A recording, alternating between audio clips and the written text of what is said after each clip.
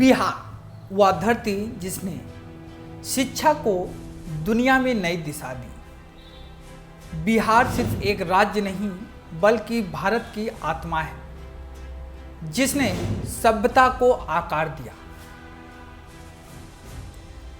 बिहार सिर्फ इतिहास नहीं भविष्य है। आचार्य चाणक्य को नीति दी और नए भारत को दिशा। नमस्कार, मैं अनुराग और आप देख रहे हैं जर्नलिस्ट कैफे का डिजिटल प्लेटफॉर्म। इस क्रम में आज हम बात कर रहे हैं बिहार की कि आज़ादी के बाद से लेकर अब तक बिहार कितना बदला। इस समय बिहार विधानसभा चुनाव की सरगर्मियां अपने पूरे सवाब पर है। हर तरफ एक ही सवाल है कि आखिर बिहार की सत्ता पर कौन काबिज होगा और यह कुर्सी किसके पास जाएगी। बिहार में आज राजनीतिक चेहरा बदल चुका है।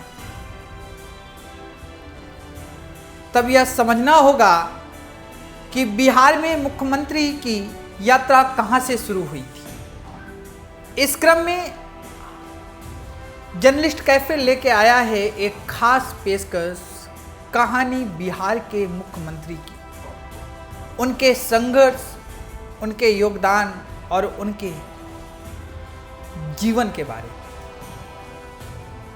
कल आपने सुना बिहार के पहले मुख्यमंत्री श्री कृष्ण सिंह के बारे में और आज आपको बताएंगे बिहार के दूसरे मुख्यमंत्री दीपनारायण सिंह के बारे में। बता दें कि दीपनारायण सिंह बिहार के दूसरे मुख्यमंत्री बने और वह श्री कृष्ण सिंह के मृत्यु के पश्चात कार्यवाहक मुख्यमंत्री बने और महज 17 दिन इस कुर्सी पर विराजमान रहे। दीपनारायण सिंह 1 फरवरी 1961 को इस कुर्सी पर विराजमान हुए और 18 फरवरी 1961 को अपने पद से इस्तीफा दे दिया। यानी दीपनारायण सिंह महज बिहार की राजनीति में 17 दिन के मुख्यमंत्री रहे। दीपनारायण सिंह ने स्वतंत्रता आंदोलन में अहम भूमिका निभाई।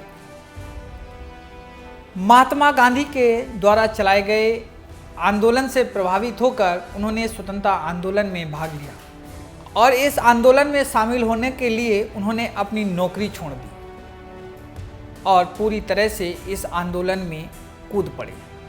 देश के आज़ाद होने पर वह कांग्रेस के टिकट पर संविधान सभा के सदस्य चुने गए और लेकिन वह सक्रिय सदस्य नहीं थे। दीपनारायण सिंह ने 1952 में पहली बार विधानसभा का चुनाव कांग्रेस के टिकट पर लड़ा और जीत हासिल की और इसी के बाद उन्हें श्री कृष्ण सिंह के सरकार में विद्युत और सिंचाई मंत्री बनाया गया।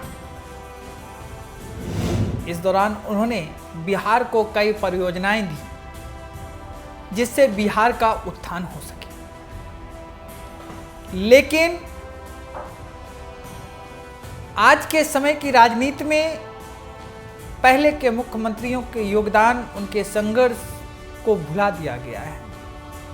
बता दें कि दीपनारायण सिंह के नाम पर वैशाली के हाजीपुर में दीपनारायण सिंह का एक म्यूजियम बना हुआ है, जिसमें आज भी गुप्त काल, मौर्य काल और मध्यकाल के कई महत्वपूर्ण कलेक्शन मौजूद हैं। अगर बिहार में दीपनारायण सिंह के योगदान की बात की जाए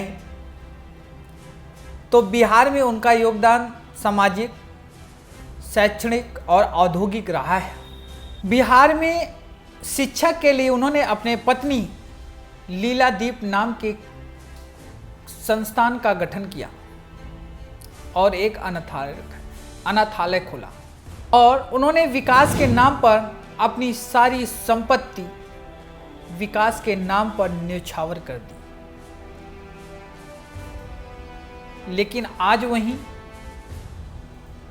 लोग अपनी संपत्ति को बढ़ाने के लिए इस तरह का योगदान करते हैं कि समाज को पीछे छोड़कर अपनी संपत्ति को बढ़ा लेते। तो ये था बिहार के दूसरे मुख्यमंत्री दीपनारायण सिंह के बारे में। कल आपको तीसरे एपिसोड में बताएंगे बिहार के तीसरे मुख्यमंत्री की कहानी कि उनके योगदान और उनके संघर्ष से बिहार कितना बदला। तब तक के लिए नमस्कार।